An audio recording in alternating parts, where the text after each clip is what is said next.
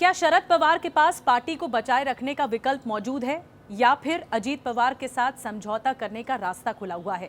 जो दूसरा विकल्प है वो शायद उसके संकेत न मिले, क्योंकि अजीत पवार की बगावत से शरद पवार नाराज हैं और ये सुलह का रास्ता बंद है। अब तीन विकल्प है जिस पर विचार विमर्श हो रहा है, जिस पर चर्चा हो रही है, मंथन हो रहा है। पहला विकल्प ये कि जो विधानसभा में नेता प्रतिपक्ष हैं या फिर चीफ विप हैं, उनका नाम बदल दिया गया है और स्पीकर और राज्यपाल को चिट्ठी लिख दी गई है कि इन विधायकों को, जो एनसीपी के विधायकों ने बागी तेवर अपनाए हैं, उन्हें अयोग्य करार दे दिया जाए। अब जो गेंद है वो स्पीकर के पाले में है कि स्पीकर क्या फैसला लेते हैं।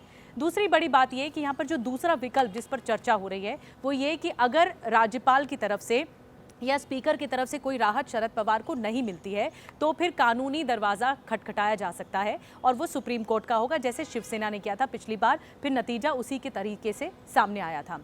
तीसरा, आपको याद होगा 2019 में देवेंद्र फडणवीस के साथ मिलकर अचानक से रातों रात अजीत पवार ने डिप्टी सीएम की कुर्सी संभाल ली थी, ये आपको याद होगा। उस वक्त भी अजीत पवार की फिर कुर्सी गई, क्योंकि फिर उद्धव ठाकरे ने कुर्सी संभाली, मामला सुप्रीम कोर्ट गया था। और फिर भी अजीत पवार जब लौटे थे पार्टी में तो ये एक तरह से डील थी कि वो डिप्टी सीएम रहेंगे और उनकी चलेगी, ये एक तरह से डील थी।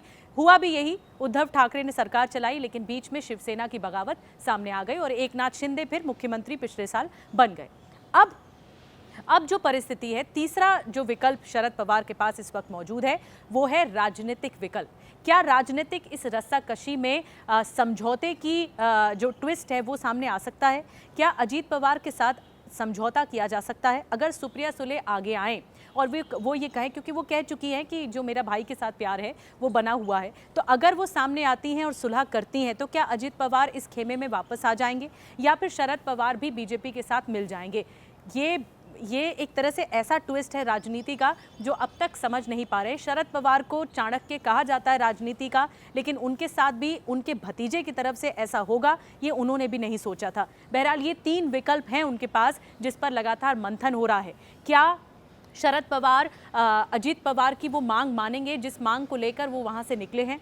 अगर वो मांग मान लेते हैं या समझौता हो सकता है तो शायद एनसीपी पार्टी बचा ली जाए शरद पवार की तरफ से, लेकिन ऐसा होता हुआ लग नहीं रहा है। वो विधायकों को जोड़ने की कोशिश कर रहे हैं, बागी विधायकों को अपने पाले में करने की कोशिश कर रहे हैं, लेकिन पूरा गेम जो है वो नंबर गेम है। देखना होगा कि गेंद किसके पाले में जाती है।